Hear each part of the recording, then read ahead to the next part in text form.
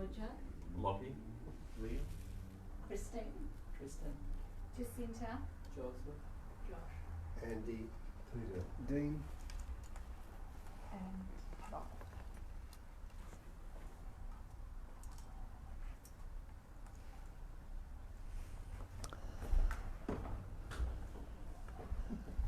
Well, most of you know what it's all about, we talk about.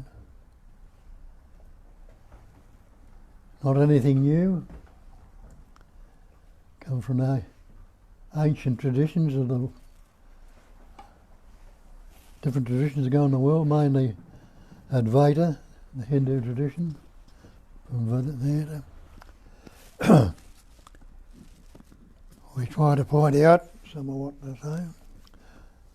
I can't teach you anything, and I can't tell you anything. All I can do is point toward and ask you to look to where I'm pointing to see for yourself. Because that's the important thing, that you see and understand for yourself. Recognise your true nature. Another way of putting it, not talking to anybody.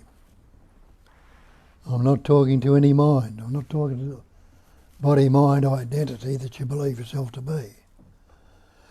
I'm talking to that I am, that I am. That I am is the sense of presence, which translates through the mind and expressing as the thought, I am. If somebody asks you who you are, you'll say, I am so-and-so. Well, that's the wrong take on it, because the so-and-so is something you picked up when you learnt words. And you weren't born with any words. You didn't learn words till you were about 2.5, something like that. But when you learnt words, your parents told you were Jean or Bill or Bob or whatever your name might be. So you say, I am Bill or Jean. And that's where we make the mistake, because we got the idea then that we are this conceptual image, this separate entity, this individual, this person. But the sense of presence is the one essence that's patterning, shaping, forming, experiencing, expressing as everything. Some people call it God, and you can call it God if you like. I don't use that term here because all the different traditions have different concepts and ideas about what God is. And in the Bible it tells you in the beginning was the Word. The Word was with God, the Word was God. That's all that God is the Word. All things were made by Him, by the Word. And there's nothing made that was made without the Word. And isn't that so? All these things, including you, me, we're all things. The trees are a thing, the flowers are a thing, the space is a thing, the mountains, the hills, all things. All which we put words or labels on and discriminating and differentiating with the Word. And when I say there's only one God or one reality, that is all there is. There is the one essence, patterning, shaping, forming, experiencing, expressing, as everything. And you and I and everything else is that. And that's the great mantra they tell us, I am that. Innately you know that. Because you say, that's the chair I'm sitting in, that's the carpet, that's the tree, that's the flower. Everything is that which we put different labels on to differentiate it with the Word. And you've got to understand and recognise that the Word is not the thing. Take the word water. Can you drink that word? Soon realise that if you're trying to drink the word, you're not getting any of the actual liquid that is water. The word fire, can you cook with it? Can you heat yourself with it? Can't. Can you burn yourself? all these different words are not the actuality. So the word is not the real. It is not the thing. But we're using words, the words coming out of this mouth here now are not what they actually are. For when you look at it, what is a word? It's nothing but sound, noise. What's the sound? A vibration. What's a vibration? A movement of energy. Vibrating is sound. You click a note on the piano, makes a sound. We call it some musical note, or pluck a guitar string. It'll resonate and vibrate, make a sound, a musical note. But it's just vibration. So you see all these words are vibration, movements of energy. And that's what we call mind. And you say, my mind. Can you show me a thing called mind? When you investigate and look at it, you can't show me anything at all you can call mind. Because all mind is concepts, words, ideas, images. What about the body? We believe we are this body-mind, this person. Are you the body? Innately you know they're not the body because you say my body. Just the same as you say my coat, my car, my house. You know you're not the house, you know you're not the car, or you're not the coat. Maybe you're not the body either if you look into it. And when you investigate and look into it, you'll see you're not the body. What's this body made up of? It's made up of elements. Air, earth, fire, water, space. Just like the elements around you. Well, separate yourself from those elements if you can. Stop breathing. See how long you'd last without the air.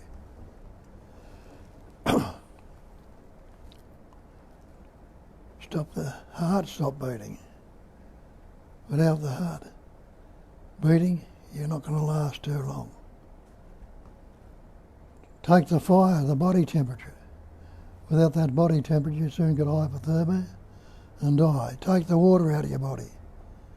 Your body's 60% water. Get off the earth. Get out of space. When you investigate this body, made up of elements, you'll see that all those elements can be broken down into subatomic particles, into pure energy. So all this body is another vibrating pattern of energy, like the mind. Like all this manifestation is a vibrating pattern of energy. They call it in Advaita Sat, Chit and Anda. Nama, Rupa, they are the five factors. And Sat is existence. Chit is consciousness. Ananda is loving to be. Nama, Rupa. Nama is the name, Rupa is the body. Body, mind. And they say Nama, Rupa, the body, mind is Maya, it's illusion. So this body, mind is only an illusion. It's a seeming pattern that apparently seems to be real, solid and substantial, but it's not. But take the Sat, Chit and Anda, the existence. Are you existing right now? And you'll say, yes, you are existing. Are you conscious? You'll say, yes, I'm conscious. You're not unaware. You are conscious, aware. And are you happy to be? You don't want to be dead right now, so you are happy to be. So you are already that existence, consciousness, and loving to be. You're already that. What are you seeking for? Most people go on a search, trying to become realised or enlightened. But if it's non-duality, as they say, which means one without a second, not two, means that everything, including you, me, and everything, is that. And that is absolute. It's the totality, absolute. What can you add to the absolute? Nothing. It wouldn't be absolute. What can you take away from it? Nothing. It wouldn't be absolute. Or another term for it, which they use in Buddhism, is perfection. They call it the great perfection. What can you add to the perfect? Nothing. It wouldn't be perfect if you could add anything to it. What would you take away from it? Nothing. If you could take away anything from it, it wouldn't be perfect. And they give it to you in one sentence in there, and they say the great perfection is non-conceptual awareness. Now, there was nobody in this room who was not unaware right now. Isn't that the fact? So you must be aware. But there's all sorts of concepts going on about it, thoughts, ideas, and images about what this awareness is. But it's non-conceptual, without any word, just rest and relax into that awareness. Leave it as it is, without putting any concepts, words, or labels on it. Detach from any words, concepts, ideas, or labels. And we're seemingly attaching to them, fixating on them, grasping them. Let it be. And see what goes on then. See how this functioning goes on when left as it is. What's your next thought going to be? You can't tell me because you don't know what your next thought's going to be. But a thought will come up and you'll claim it as I think. And as soon as you say I think, you formed a subject, a thinker. And that thinker is this conceptual image you have about yourself, me. So you think, I am thinking. And whatever the thought is, I'm thinking this thought.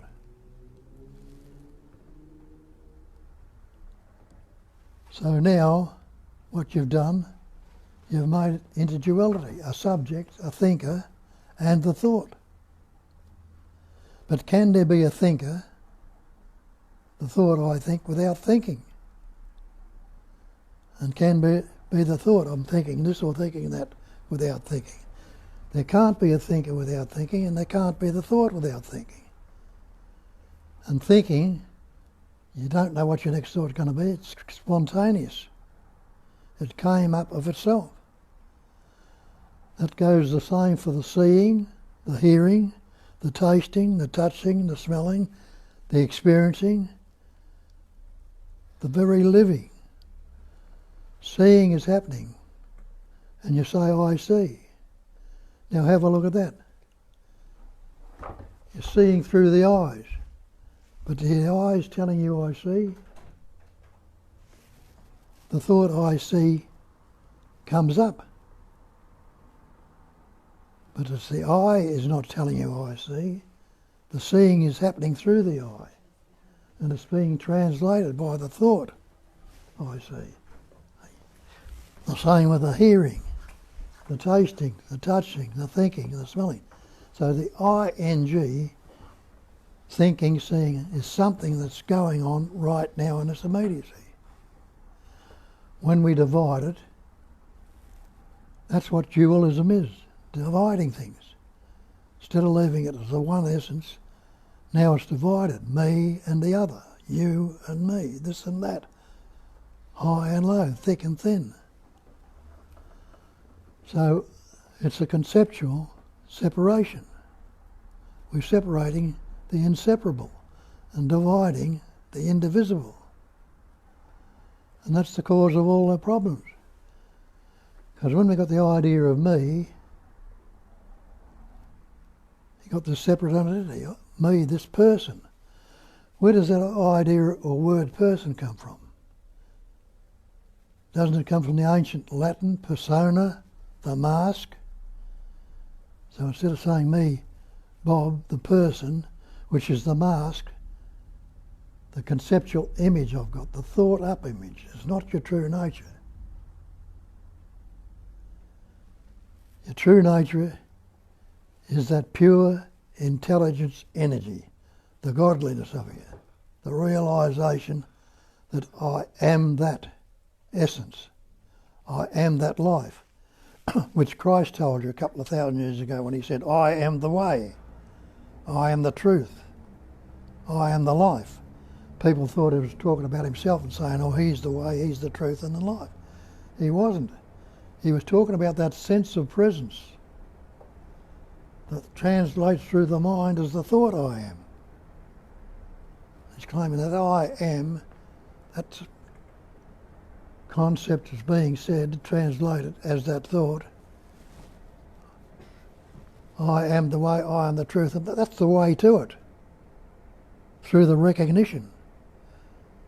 And seeing that I am is not this body, it's not this mind, it's not this person, it is the life essence. I am the life, I am the truth. And Nisargadatta tell you that there's only life. Life is all there is. There is no body who lives a life. There is no person or separate entity that lives a life.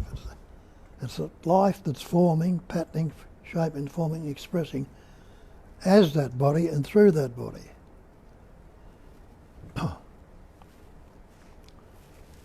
He says there's nobody life, there's only life, there's nobody who lives a life.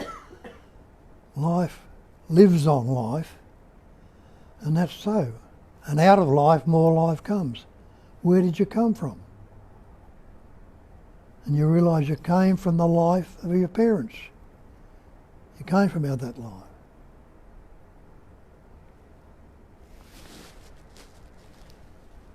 And you live on life.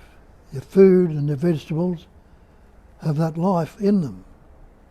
So there's only life. That is all there is. We've broken it up into these different patterns, shapes and forms and believe we're separate and apart and suffer accordingly. You came, your parents, that animating life essence, that intelligence energy that was vibrating, expressing as that pattern you call your father, in that life, through the food he's eating and the breath he's breathing, enabled in that pattern a little microscopic particle called a sperm to form. That sperm was suffused with intelligence energy. It knew what to do. The life was in it.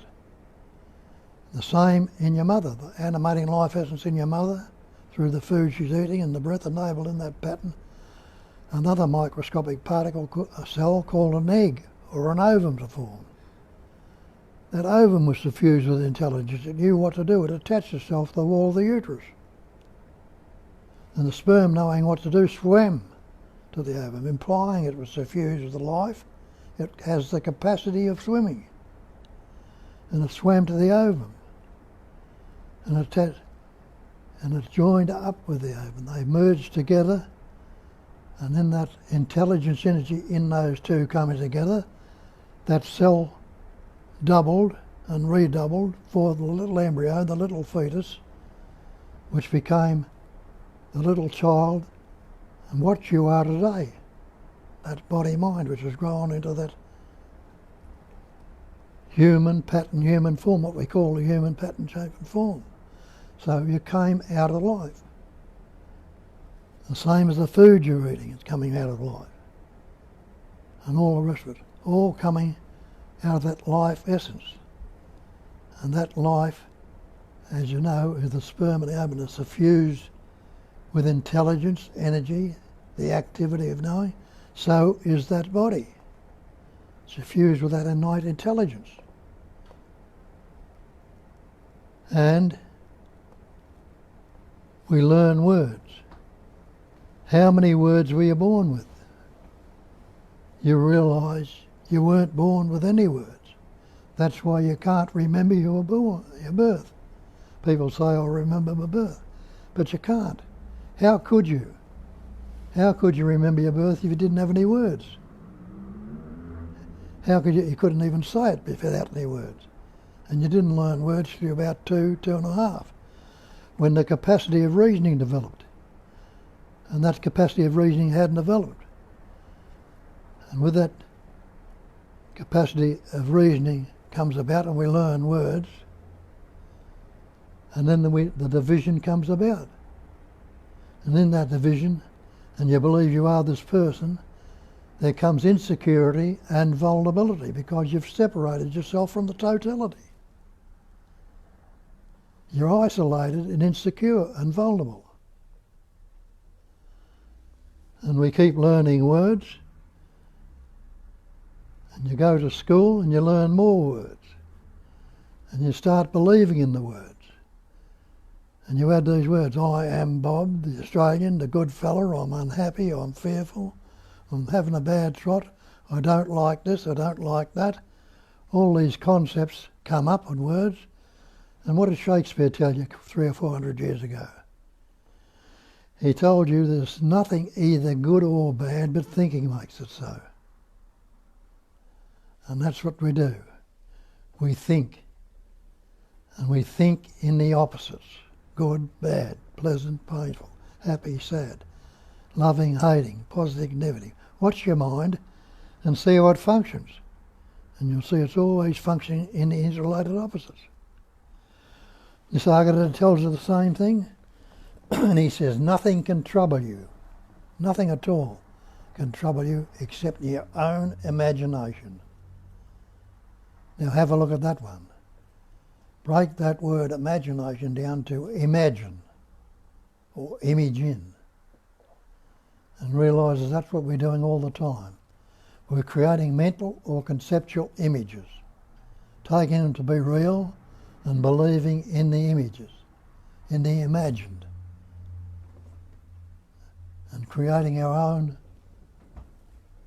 unhappiness, depression, shame, fear, jealous, envy. All the psychological suffering comes upon from these words we've taken and believed to be real. And what the trouble is, what we do, we think they're split. We divide them up into good, bad, pleasant, painful, and try to push out one and hang on to the other and keep the other there, not realising that they're not separate. Like you got a stick, every stick you got will have two ends to it. Every coin you see has got two sides to it. They're not separate. So these thoughts and words are not separate. Have a look out in nature and see the way nature's functioning. And this is what we're pointing to, the natural state, this natural state that's in you, me and everybody else. Meaning as in nature. Look out there in nature, what do you see? You see the earth rolling around the sun, the seasons coming and going, the tides coming in and out. Fine, wet, sunny, clouds, all this functioning going on in nature. And it's the life essence, it's intelligence energy that's rolling the earth around the sun, causing the tides to come in and out, the seasons to come and go. It's that same life that's breathing you, beating your heart, growing your hair and your fingernails, digesting the food you eat. It's the same life, the one life that's doing everything. But we've seemingly divided into the many. And see how that functions. Something comes up and you like it. And naturally, the things we like, we don't want them to go. We've got to keep them there. We want to be happy and contented all the time. But remember what Wei Wu Wei tells you. Why are you unhappy? Because everything you say, everything you do, everything you think is for yourself. And he says there isn't one. When you realise that this self we believe ourselves to be is a fiction, there isn't one, you're going to relate to all these concepts. Are you going to be unhappy? So it's all problems of relationship, relative to. And relationship, relativity, is dualism. And that's what we're pointing to. There is absolutely no duality in non-duality. It's all the one essence.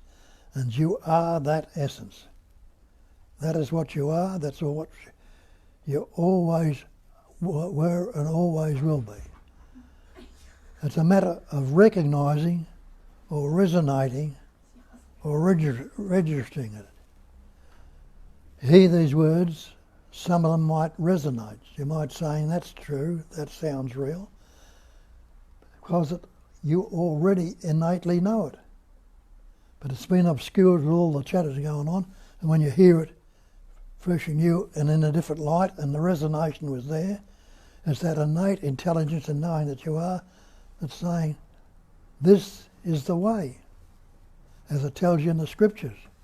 You shall hear a voice behind you saying, this is the way. Walk ye in it, whether you turn to the left or turn to the right. It knows what is necessary, and if you're open to it, it'll guide you. They call it the still small voice. It's a seeming voice, but it's that natural intuition. What's that word, tuition? Isn't it teaching? You teach when you've got a tutor, so you learn, it's a tuition, learning something. It's a teacher. So it's the intuition, it's the inner teacher, the life itself that's teaching. Take note of it. But we don't. We ignore it.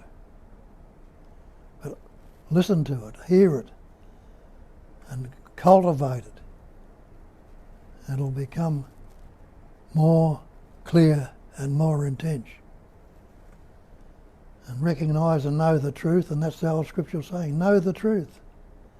And the truth will set you free. Free from what? What's there to be free of? The only thing to be free of is free from the belief that you are this person. You are this separate entity, this individual that's going to become something. Being can never be becoming, because being is the actuality. It's happening here and now. Becoming implies a future time. Now there are a couple of things you need to investigate. Investigate time. And when you investigate time, you'll see there's no such thing as time. Ask yourself this, is there a past if I don't think about it? And when you look into that, you'll say there's no past if I don't think about it. Can you live in the past? Try and live a moment ago. You realise you can't go back and live in the past. You can recall it. And that's the only thing, if you're recalling it, it's only there while you're recalling it. If you're not recalling it, and you can't recall it, it's gone forever. So all these past memories you can recall, you're bringing up something that's dead and gone. And it's only the capacity of being able to recall it that it's any good to you. And the future, you can imagine and anticipate what you're going to do when you leave here, but you can't live a moment in the future. And when you're anticipating and imagining it, you're anticipating and imagining it now. And when you're recalling the past, you're recalling it right now. So when you look at this closely, you'll see it's always this spontaneous, fresh and new moment, this livingness, this beingness right now. Have a look at that. You call yourself a human being. You got this concept, I am a human being. You believe in God, you'll call God the Supreme Being. So then there's this Supreme Being, I've got to become like the Supreme Being or become realised. But take that word supreme off, take the word human off, try and separate the beingness that you're sitting with right now. Try and negate it. Tell me you're not being if you can. And you know if you say, I'm not being, you'll be telling me a lie. Because how could you say it if you weren't being? If there were that life essence or being that wasn't there to nobody to say it. You're saying it, it's in the words, it's telling you, you're not the words. You are the absolute, the life essence itself.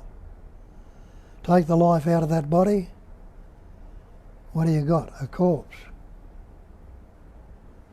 That's the corpse before it rots and breaks down. Still got the eyes, the ears, the heart, the lungs, the kidneys, the organs, the brain, all there.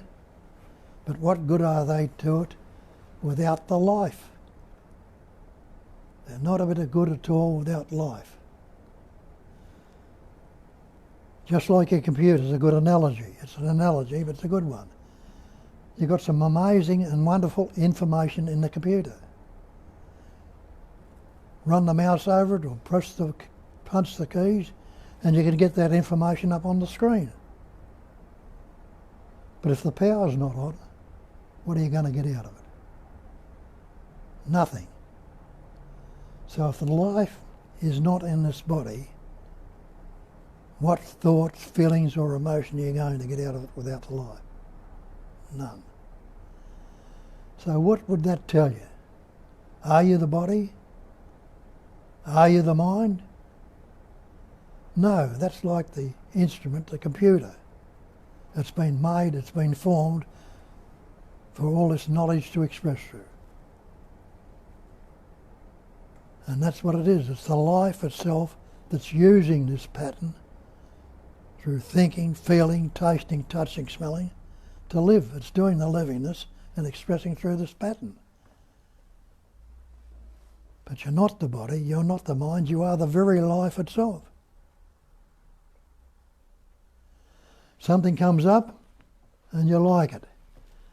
How do you know? Well, I've experienced this before and it's good.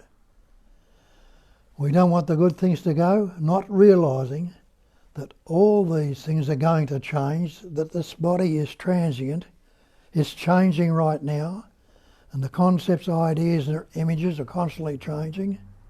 There's nothing static in it whatsoever. We don't want the good things to go, not realising no matter how much you love them, how much you want to keep them to go, keep them there, they're going to change. We don't want it to go, so what do? We try to keep it there. We try to stop it from going. We resist it. And resistance, what is resistance? Resistance is conflict. If you're in resistance to something, you're fighting with it. You're trying to keep it there. You're in conflict with it. And that conflict makes you ill at ease. It makes you unhappy, fearful, angry, depressed, shamed, jealous, envy. All these psychological problems come up because of that resistance. All happening to this believed in me. Something comes up that I don't like. Well, I shouldn't be thinking this thought. This is a terrible thought. It's a bad thought. I've got to get rid of it. So what do? I try to force it out. Again, resistance. Again, it brings about the fear, the anxiety, the stress, the guilt. And our life is simply all the time in this conflict going on. Very little comes through where we have moments of the peace and the realisation, the recognition of what we are because of this conflict and disease going on. Resistance is conflict, and conflict makes you uneasy, and another word for uneasiness is disease. So that's how it's going. That's what life is all about for us. Resistance, conflict and disease. Always in this conflict. Me is the cause, the belief in the me is the cause of all this psychological suffering. For it's only me that can be fearful. It's only me that can be unhappy. It's happening to me. Yes, I'm unhappy, I'm fearful, I'm anxious. Me is the cause. And the effects are the anxiety, the fear, all this psychological suffering are the effects of the cause, me. What is cause and effect? Isn't it what they call karma? Cause and effect? And we got all this so-called karma we believe in. But what happened if I ask myself the simple question? If I'm not relating to a cause, if I see the cause as a fiction, see that there is no cause, can there be an effect without a cause? Well, you don't have to be a Rhodes Scholar to work that out. If you're not relating to a cause, there can't be an effect. So, recognising that, knowing that, wouldn't it be, well, if I want the way out, I'm going to see through this believed in cause, me. I'm going to really have a look and see if there is such a thing as a me there with any power, with any life, or with any independent nature. And it doesn't take much looking to see through that. Already you've had the taste of it, and you've tasted it all through your life. You've had points when everything's fallen into place and you saw through it, but we've gone back into the conditioned belief of what our parents taught us, what our schools taught us, and what we take to be real ourselves. The belief that I am this person.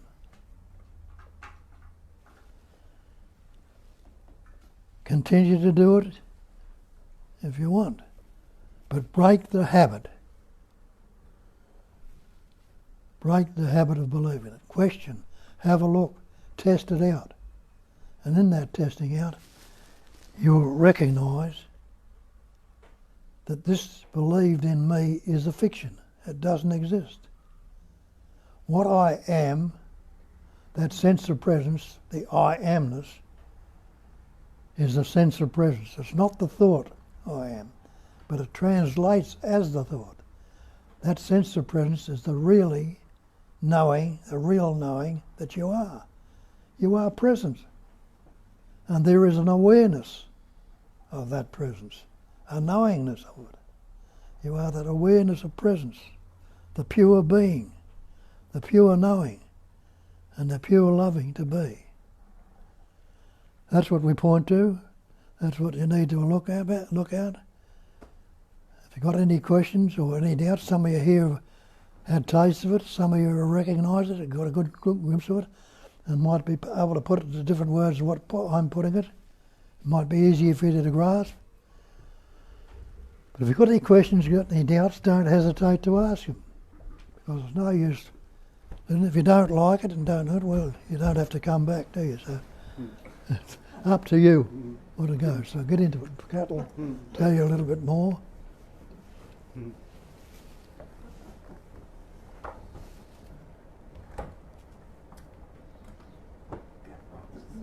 We have a couple of comments from people. We have nearly 30 people with us watching online. So here is, apart from welcoming messages for everyone, here is a question from Tanya. So it doesn't matter if thoughts come up complaining about what seems to be happening. And she says there has been a believing that these thoughts still appearing and tension, contraction appearing, meaning that there's still belief in a me, and then seeking for more ideas, looking for the idea that is going to satisfy and stop the search. Now she's laughing out loud. There is a desire to be finished with seeking and finally be clear about what is.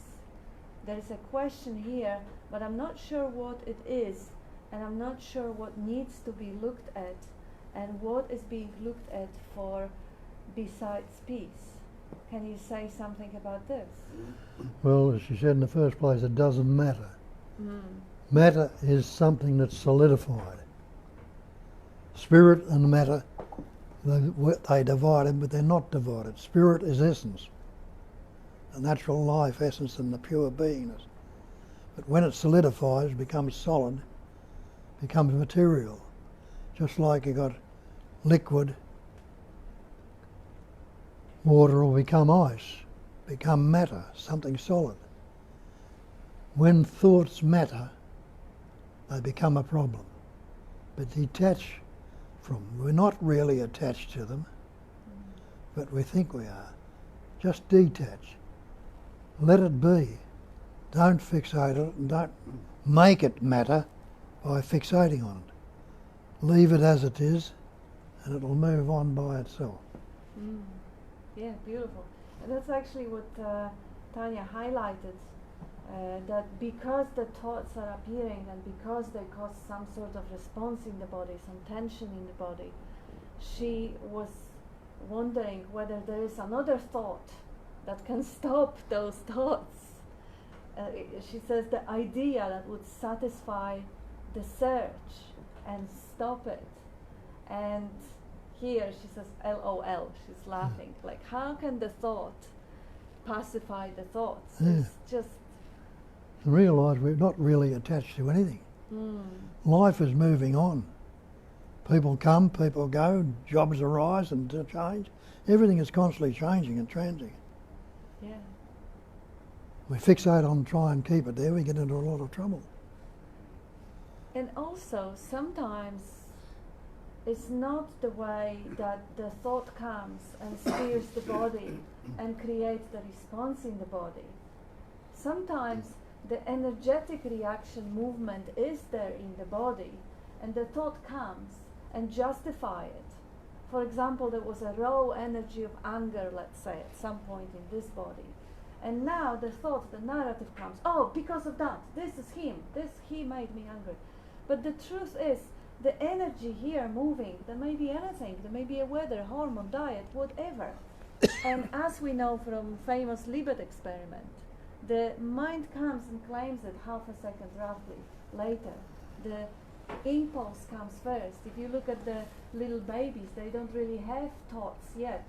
And their impulses to cry or impulse to laugh, that will still be appearing in the body. When you look at the animals, they don't conceptualize thinking, but the natural energetic impulses come still there. So if there is any sort of a contraction or any sort of a response, it might be to a thought that was inspired by the environment, or it might be to just the raw energy, which is translated to a thought. Either way, if you look again at the natural world, there is a contraction and expansion, as Bob was saying, of the heart, of the lungs, of the seasons going. Everything goes in cycles. So there is no state in which you're going to be in an uninterrupted, steady bliss or pleasure. Because if there was such state, you wouldn't be able to even appreciate it or notice it. Because anything that can be noticed, appreciated or depreciated, has to appear on a background of something else, of its opposite, or neutrality. So that neutral, natural state doesn't have element of pleasure, pain in it. Pleasure, pain, or contraction, expansion comes and goes on it or in it, in that space of knowing, awareness, or consciousness. That's where it's the whole world plays. This is the stage. Look at this.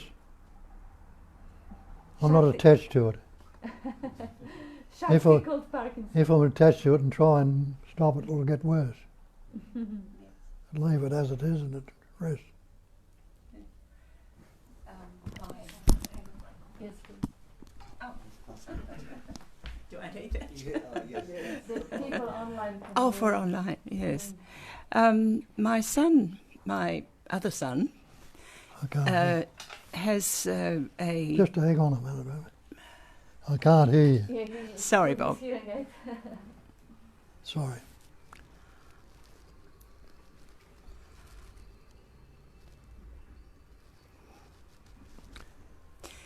Yes, my other son has a technique that's to do with the brain, the brain functions, and there's a part of our brain, and Liam probably will remember better than I do.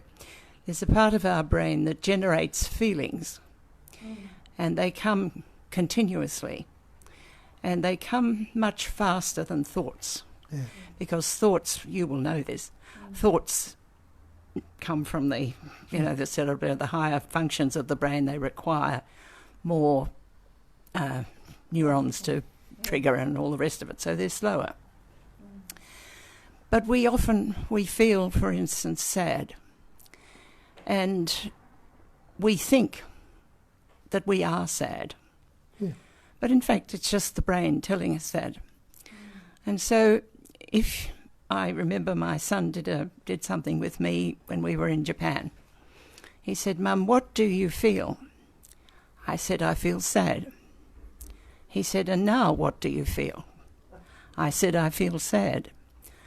Then he said, you need to accept that. You need to say, I accept that I feel sad. Now what do you feel? I feel sad. I accept that I feel sad. The third time that he asked me, I said, I feel sad, and then I started laughing. Because the thinking part of your brain switches off that feeling part. It switches it. So because the feeling is not real, it's just something that your brain is telling you. So it's very, I found anyway, very effective as a way of diffusing mental issues and other issues. But you have to be really careful.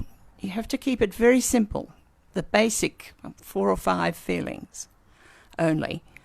And once you start, if you say, I feel sad because such and such and such and such, once you start building a story around it, that entrenches it, because you're using that mental part of your brain and you're entrenching the feeling. Okay. That's good. Thank you. Yeah, there's thought, feeling, emotion. 3 aspects of the same thing, just like in nature, steam, water and ice. First there'll be a thought. And then the sensation will come up, which we'll name as fear, anger, or whatever. We've got the habit pattern of labelling that particular sensation. And then it gets into the emotion, it stirs up the blood pressure and the big anger and all the rest of it, you know. Just see it's a present sensation, leave it as it is. Yeah. And sometimes the feeling comes first, it gets translated Yeah. to a thought, and the thought reinforces the emotion. That's right. The feeling is quicker. That's the way the brain is set up. Although thoughts sometimes come from outside, and they churn more thoughts. Yes. But remember that anyway, it's nothing either good or bad, but thinking makes it so. So you're on the right track when you're looking into your thoughts. Beautiful. And there is a couple of other comments we have from people online. So glad to hear. Bob reminds us of the truth that someone called Music Central Recording Studio. Vivek says, good morning. Claudia asking, how do we surrender?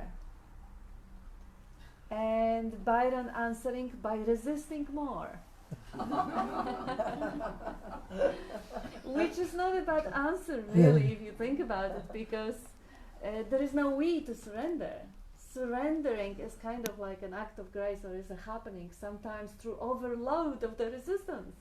If you resist so bad that you clench your fist so hard that you can't really do any harder, poof, it just opens up. You can't do any more. There's no more strength. So it sounds paradoxical, but it's as good answer as any, because how do we resist? The first question is, who is the we? What is the we? How do we start resisting, or the I start resisting? When you realize that you didn't start it, how can you stop it? If the resistance is something that just something came over, like Tanya was saying, that the feeling or the thought of the seeking came over you, and you didn't start it, how can you stop it? You just really go back, what's behind that resistance, what's behind that seeking, and see if there is any entity that does it. If there is an entity to be questioned, well, find out. If there is no one there, then why bother? It's just a feeling. Like you were saying, the sadness came over. The wave of sadness came and gone. If there is no resistance to the sadness, and there is no trying to fix it, alter, push it down, as you say, accepting it. Accepting is kind of a neutral state in which you do nothing about it. You don't love it, you don't hate it. It's just all right. It's all right. And you need to accept it out loud. Sorry. Don't be sorry. Thank you. We have another question. This is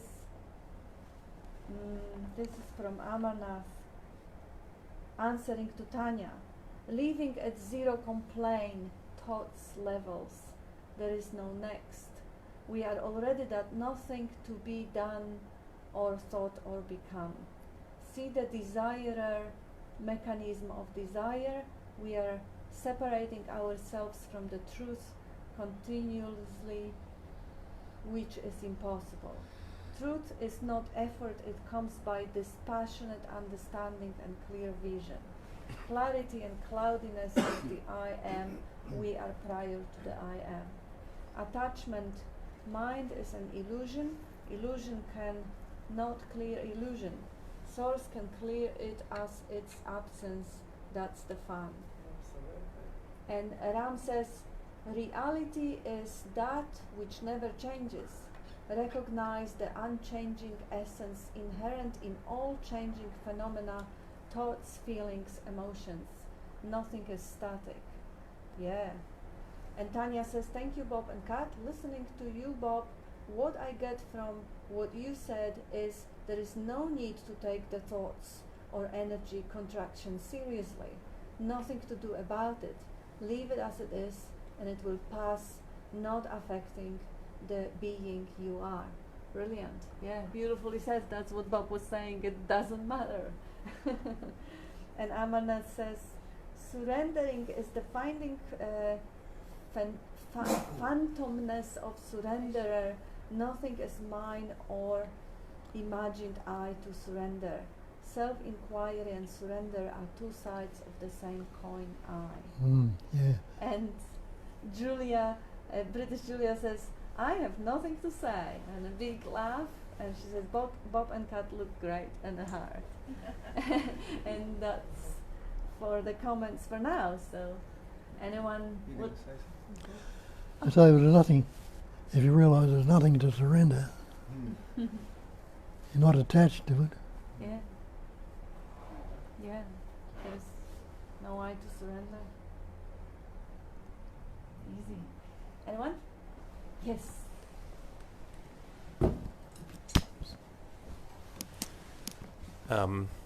Firstly, thanks, Bob. As always, it was. Speak up. Thank you for today. It was great. I do have one question. When you say the self is not real, you look at it and you see it's a phantom, and I experience this when I'm in turmoil. I look and I can see there's nothing there, but at the same time, when I look back in time, it feels like something has gotten smaller, like something has reduced to the point where, maybe 5 years ago I'd get completely sucked up in the self and unable to separate, and now it seems that still happens, but less so. And it's just kind of, I'm probably just overthinking it, but it's like, what's getting smaller? If it doesn't exist, then what's reducing?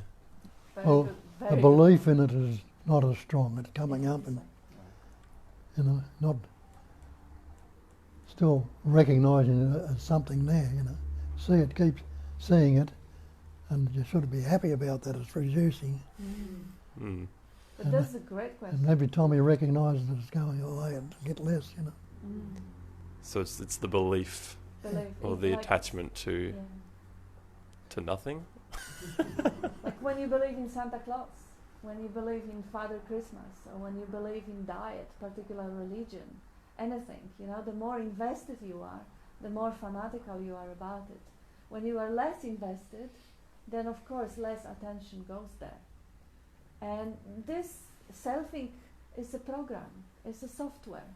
It is generated by the part of the brain called default mode network, which basically just maintain the character, so make you behave according to your past programming, and creates that avatar in the whole system that has the illusion of having control and making choices.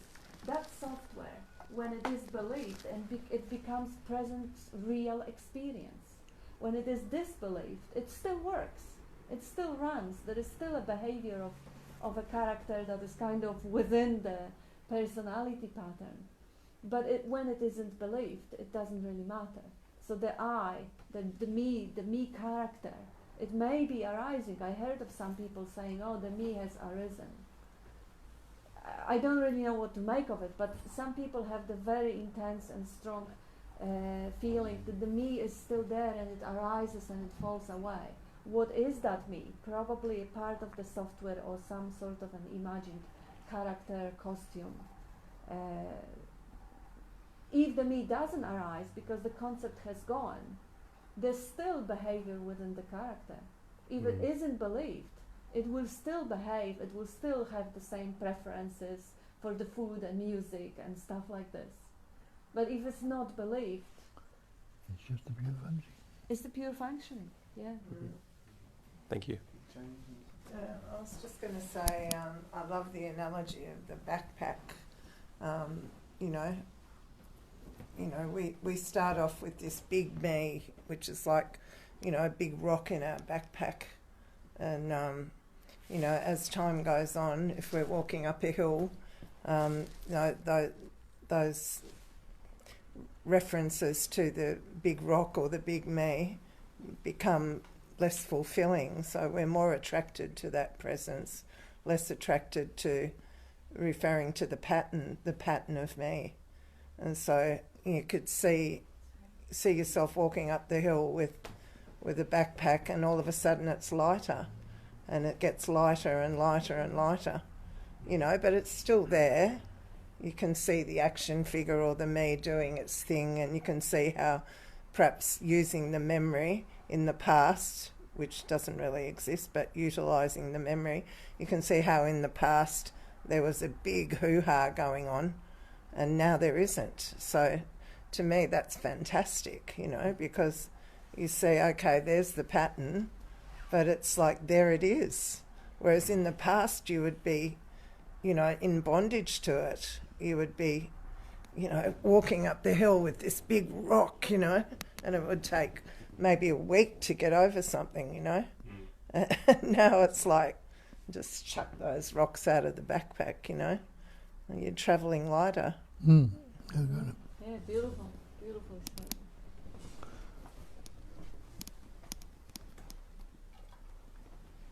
Everything here is a defence of the labels that we've put on it, really.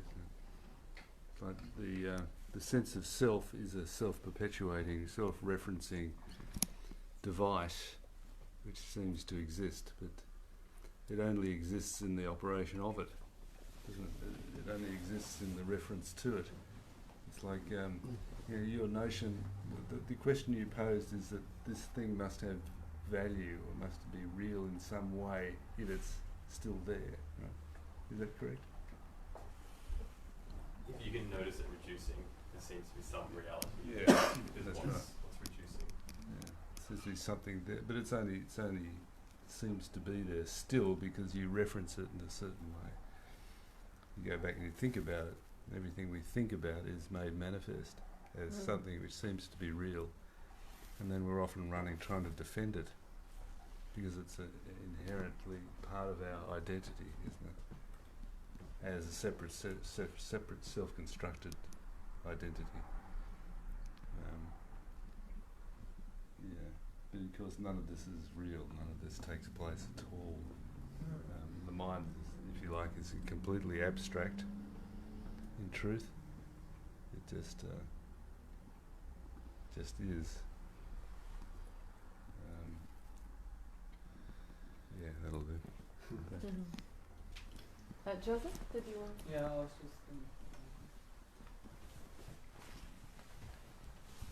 So if that's all unreal and everything, then I think the key point is to realize that when you change. So let's say, like it is quite good for me to understand everything, and then once you're back to normal life, and then you have to recognize that the mind is doing it again. And then actually you're already in it, and then you don't realize why you're in it because you haven't noticed that. Or I would, let's say me, I wouldn't notice that I'm already in it again. And I think the importance to be conscious, I guess, what I'm thinking and what I'm doing right now with my mind or with my thoughts, and why I'm feeling that way, and then noticing it. Because if you don't notice, it just goes back to the me again. And you said, you said it took a week and now it goes quicker because you notice it, I guess, quicker. Or just realise there's the pattern and it's not real because it's just the habit of the mind to name and claim. Yeah, and then the realization what the habit is, I think is the key for me now to focus on. I think it's really important to recognise there's only one problem or one solution. Like the mind in separation, this so-called thing called the mind in separationism, is hard to understand why it still exists, why it seems to be there. But that's what it does. That's what the mind does for some reason. And Bob put it perfectly. Bob put it, perfectly in his spiel. He said, all the problems are problems of relationship, me and the other, and it's just it's just amusing to watch how the mind just keeps doing what it's always done, keeps, naming the me and then the other person, place or thing, and all of it is illusion. And the biggest illusion of all is me, and so, it's like there's always going to be clouds in the sky. There's always going to be the mind doing its thing in the pairs of opposites, me and the other, and then the response to the me, and then the response to the other, and then, it's always going to do that. But it's the investigation that's the important thing. You can sit here and listen to Bob every week, and if you don't investigate this illusion, this illusory me, nothing's going to change. Or it's not. There's no you investigating. It's a watching of it. It's a watching of the nature of the mind. It can only work in the pairs of opposites. It can only work that way. It always will. But we're here now because we know we don't want to be in bondage to it anymore, And so that's why we're here, listening to this incredible set of pointers every Sunday, to bring us to see the nature of the mind, which is not our mind, it's just the mind, the way it works in the pairs of opposites, which appears upon the presence that you are. It's always going to do that. But you're not going to be in bondage to it, because there's no you to be in bondage to it. I just want to add one thing.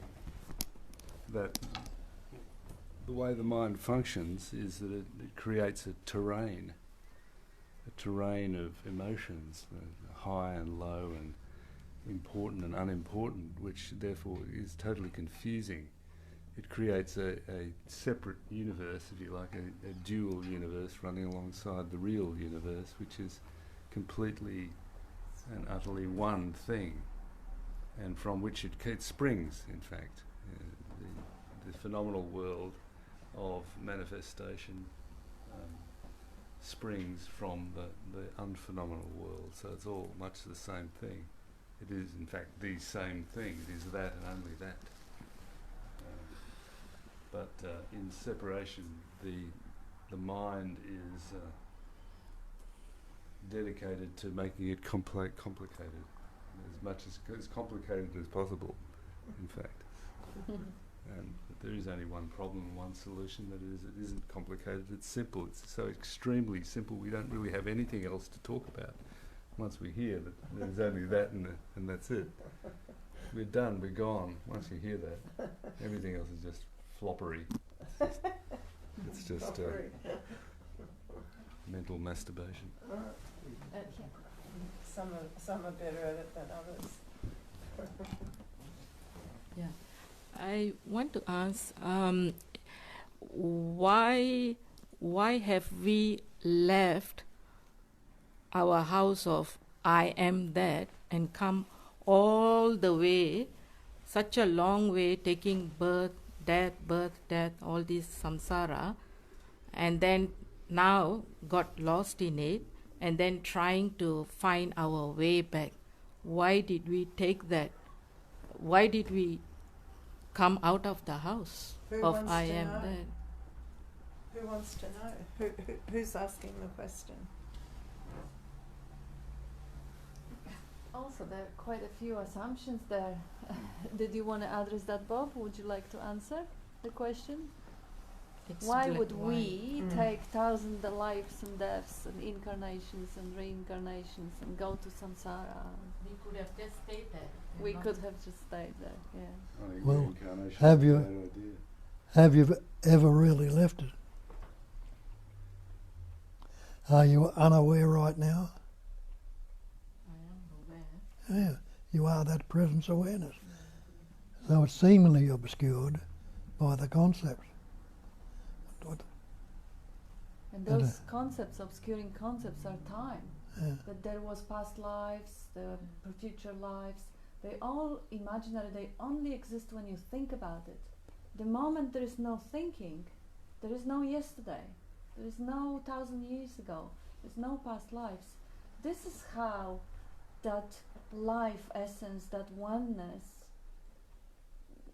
loses itself into the illusion by creating the dreaming itself a body, the mind and the time in which it is the play, it is the lila, the divine game. It pretends that it is something else than itself.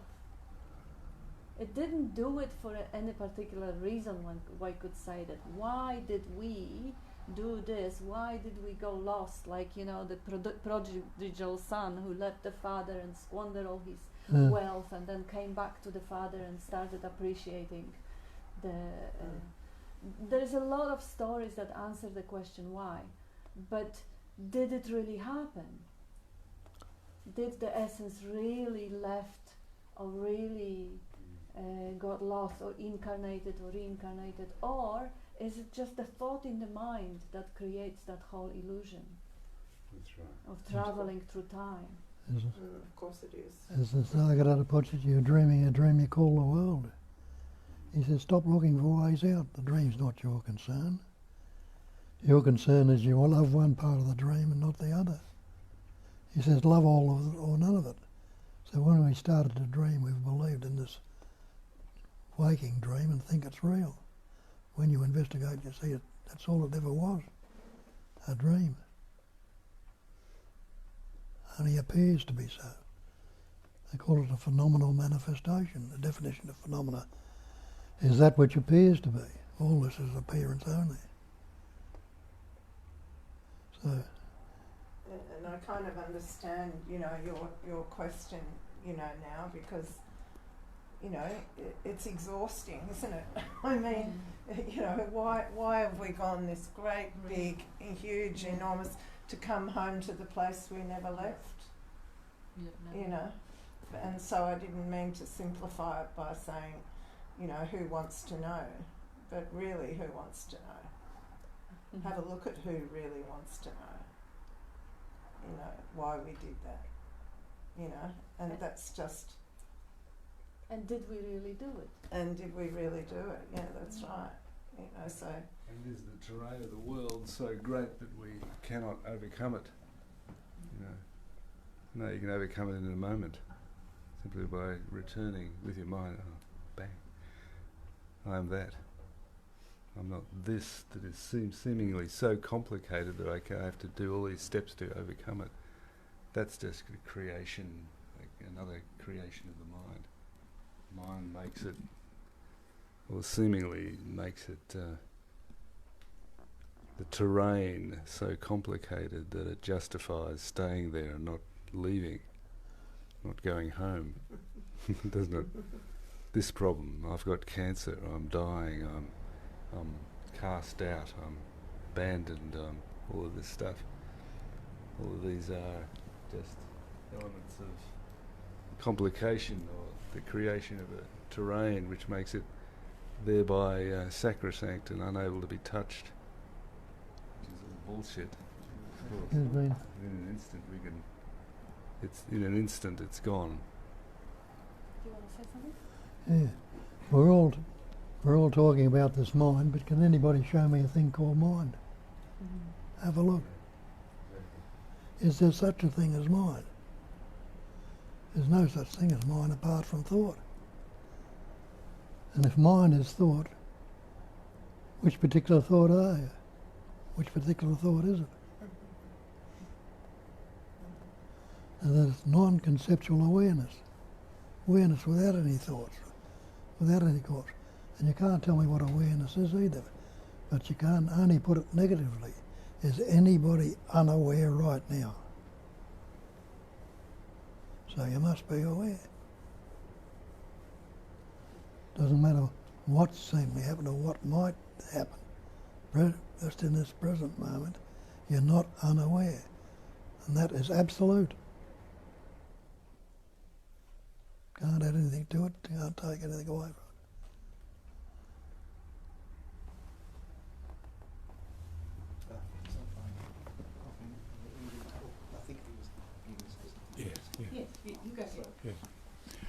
Bob, I was struck by something you said last week and kind of stayed with me. You were talking about flow and non-conceptual awareness, and you said it's possible to live this way. And that's actually stayed with me. And it kind of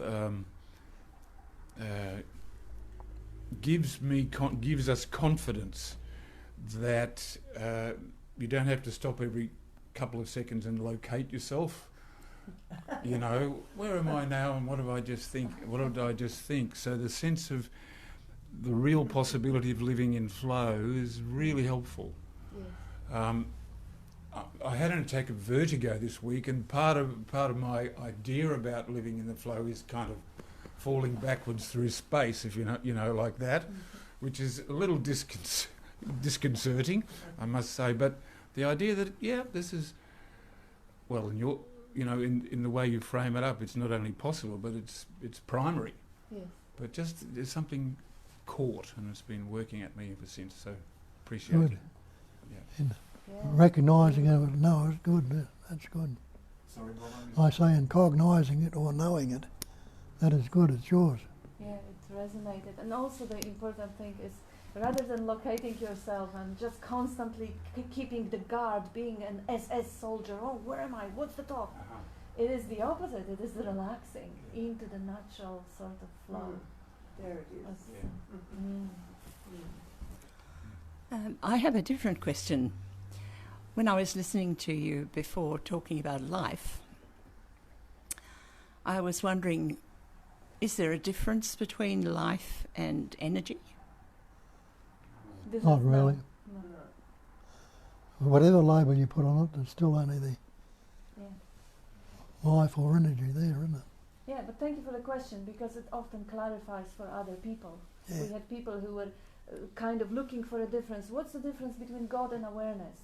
Or between awareness and life essence? Or intelligence, energy, and this? No difference. They're just different labels for the same sort of...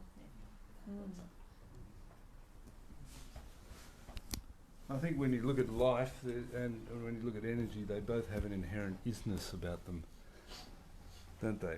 Beyond which you cannot describe.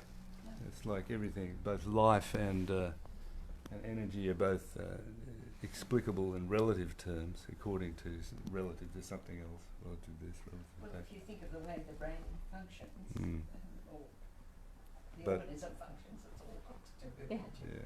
But in essentially, even though energy can be kinetic energy and heat energy and so on, appearing in all these different forms, it's really just one energy. There's only one isness. The essential isness of it all behind it is what we're talking about. The essence of everything beyond words. It's not relative knowledge; it's absolute knowledge. We'll get you that. We'll get you another one like this. It does actually help, that little with the Parkinson management. It helps, but this one may disconnect, and this will be a disaster. sharing. Yes, so I have a couple of comments from people who are with us online. Claudia, she was asking about the surrender. She says, maybe non-attachment is surrendering then. Yeah, not about insight, yes. Non-attachment is a description, good description of the surrendered state. And Amarnath says, fun game is this we create constantly I to surrender or inquire its biggest last trap. And Cameron says, I love hearing your voice on this, Jane, even when I am looking at the screen, I know that voice. Who's that? Cameron. Hi, Cameron. Yeah, hi Cameron. And Amarnath says, I am the teacher, spiritual guru is the last and most difficult form of ego to be overcome. That's quote from Ramana Maharishi. That's just someone's quote.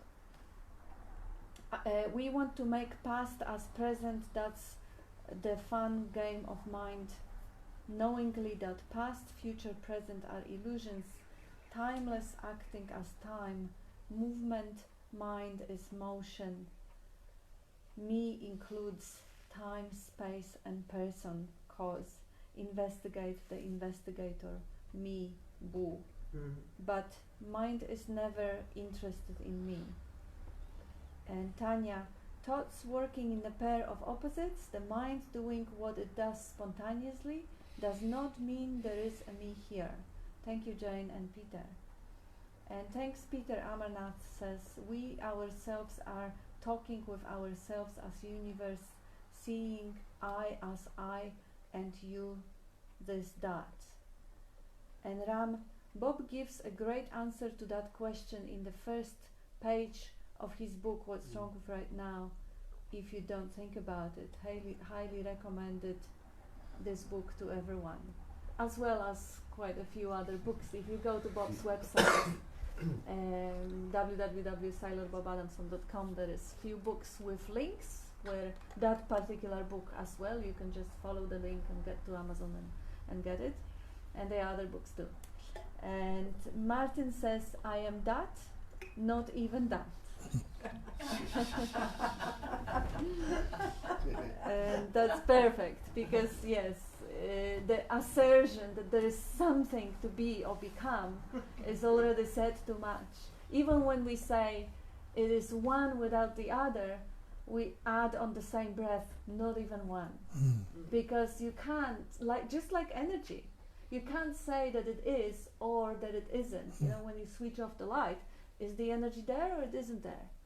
It is as a flow, but it is as a potential when it doesn't flow. But potential is not the actuality. So it neither is nor it isn't. So thank you, Martin, that's brilliant. I am that, not even that. And Amarnath says, I wanted to hide the I. There is no cause of God, world and multiple personalities. Pure sin only catch hold of seer, it disappears. And Julia, British Julia answers to Ram, just ordered on Kindle, she just ordered Gilbert's book. Amarnath, there are no answers to the question, silence is the best answer to phantomness of the questioner is identified. And JB says, me is always in movement, trying to become or trying to repair and fix a past or future, but all this really is being, which is the loss of identification with the mind and its stories and all the other mind-made drama, seeing that this false identification is illusory, even if it is a little bit at a time, is beginning of peace. Thoughts still pop up, and sometimes we get reeled back into identification, but it is easier to notice the way mind works, the deeper the investigation. Yeah, beautifully said. Yes, it happens as is a tool, as long as it is required. It is utilized, and then And Ram says, in a nutshell, he says that's that casts a veil of illusion over itself. That then removes the illusion. Yeah, well said. That casts the veil of illusion, that removes it. That's what Saroja was saying. You know, why that, the thatness, the pure potentiality, goes into movement and creates the 10,000 things, only to disengage and return home. Why would it even ever left? Well, that's Play of consciousness. yeah, that's the divine game. And the truth is, it can only know, the knowing can only be on the background of not knowing. So the pure potentiality is the neither existence nor non-existence. The 10,000 things all seem to have separate beings, so they are experiencing the being. Prior to I am, being is not even experienced. It is known, or it is potentially there, but isn't experienced. That's the experiencing an expression. That's the way it dances. It shows itself. It shines. And I love what you say, that 10,000 things, because the 10,000 things don't all come up at once. Yes. So you know, the 10,000 things, you know, reveal themselves at all different parts of the journey, I think, you know. So yeah, I just love that 10,000 things, because more gets revealed all the time, and everything's an opportunity to watch, you know, and you know, and all it does is bring you home. That's all it ever does. Yeah. And also, I think Nisargadatta answered that question beautifully when he says, why? Is there anything of value in that whole world of the illusion? And he says, yes, love. So that's the only way for love to be expressed and experienced. If it comes into the expression and experiencing, there is a possibility for appreciation. And in the natural state, as Jane was saying, you know, the 10,000 things, whenever the attention rests, you put it on the tree and then you see the detail of the leaves. You put it on your child and you see the depth of the love and the connection. You put it in the microscope and you see the whole world in the grain of sand. And in this way, it can all be totally mind-blowing beauty and appreciation that is stemming out of that realization of that incredible diversity. And yeah, the love. Once there is no bondage and no suffering, it's really easy to look around and, oh, this is brilliant. It's all dreams, so what? It's still beautiful. It's absolutely to celebrate and enjoy. It's like the humpback whale that breaches itself in order to know its own weight. Hey, cool. That's a cool analogy. Bob, did you want to say something? Well, that's another word they bring into it, love. Well, then they say that God is love. If God is love, love must be God.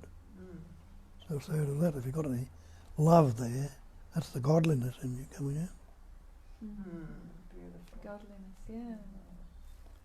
And then Amarnath answering to JB, he says, beautiful, knowing in depth that it is neither deep nor shallow is mind and its investigation. Dale says there is no me, and laughing. There's no me. And Bill says you can't think your way to being. Absolutely. There is no me, and what is just what is. And Amarnath Self is the best book to read.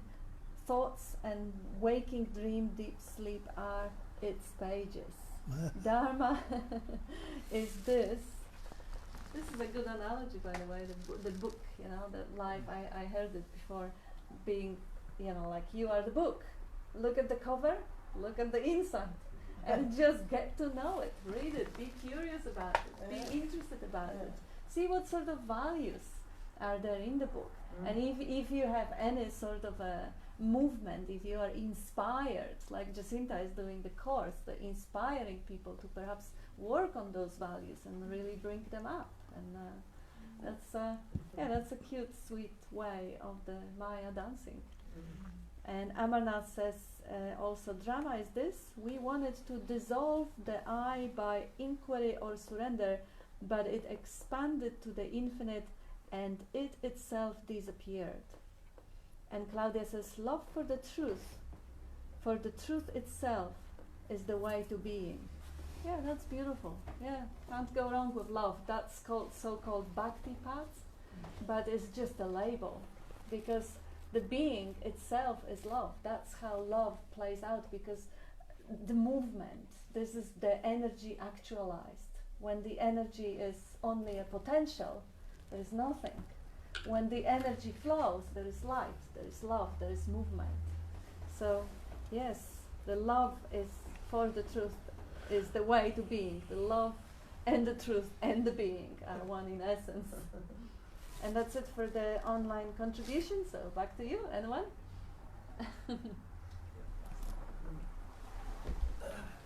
Thanks.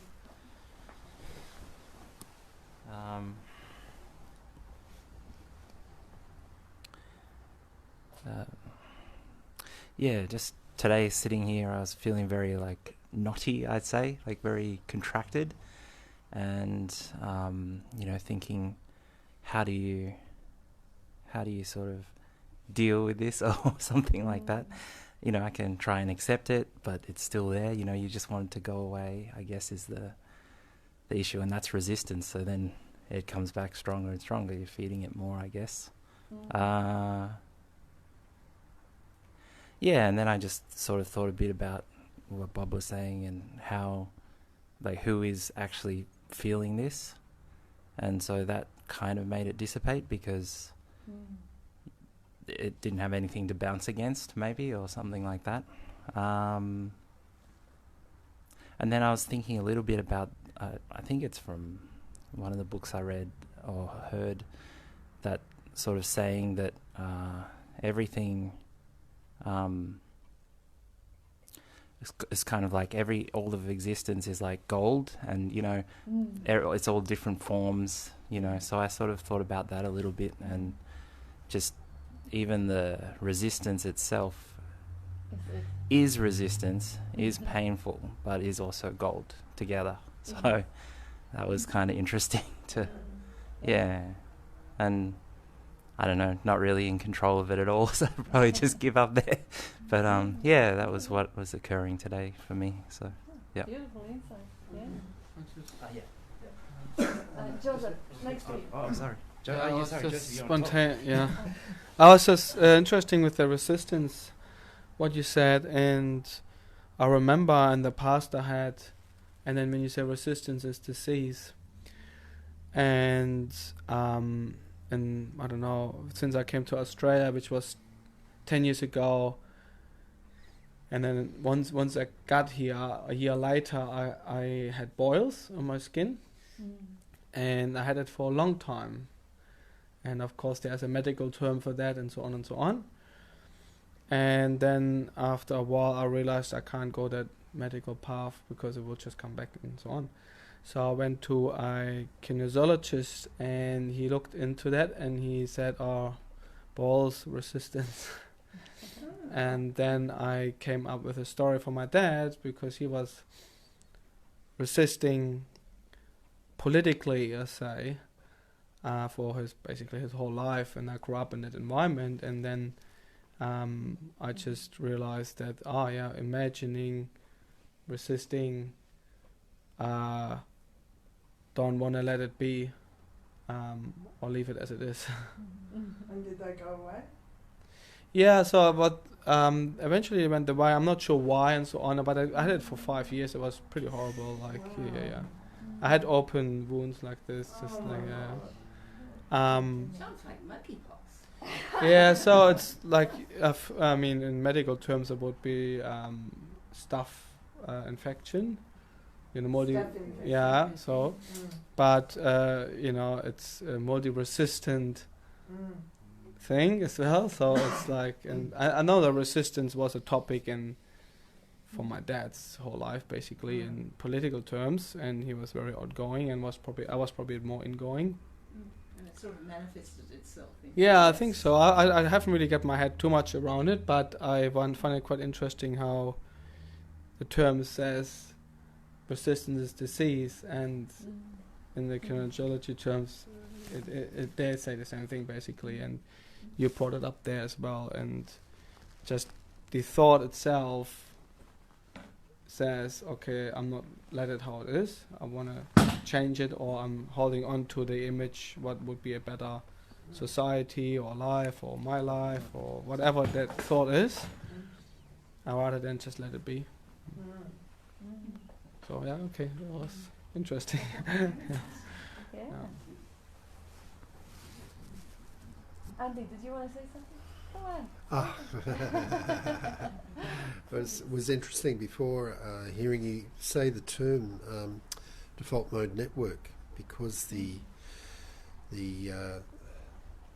me, it's like the ghost in the machine. The default mode network is like a network throughout the brain. It goes through all the regions, and it's sometimes referred to as the house of the ego. You know, that's where, and when you naturally, in your true nature, and you're just naturally quiet, you know, that default mode network, if you scan the brain, it sort of lights up. There's nothing there, because that thingness, you know, the structure, the mentation is just quiet. It's also quiet when you're task oriented, so you're actually doing something, and the ego is not sort of, it's just, you're just doing some activity. But if you're just sitting, you know, quietly in being, that also is deeply quiet. Or if you take plant medicines, psilocybin or something, or whatever as well. But Beautiful. in being any moment, that default mode network can be just quiet and beautiful. Beautiful. Yeah, great point. And if it's active, just don't give it much attention. Stay in that heart of hearts. In Heart that of hearts, feeling. yes. Yeah. Loving awareness. Oh yeah, yeah. And Andy is an author of a book called Being. It's a really beautiful big book that is, the title says it all. Turning this. Yeah. And I have another comment from Amarnath saying, resistance is this, that there is no I which we are creating, and a lot of funny faces. And Claudia says, leave it as it is and love it as it is. Love dissolves the resistance. And Tanya says, thank you all for this beautiful meeting. Much love to all. So, did you want to wrap it up, Peter? And we. Yeah, I'll wrap it up. Wrap up. Yeah. Wrapped up. Mm-hmm. I was going to say something. It must be very important.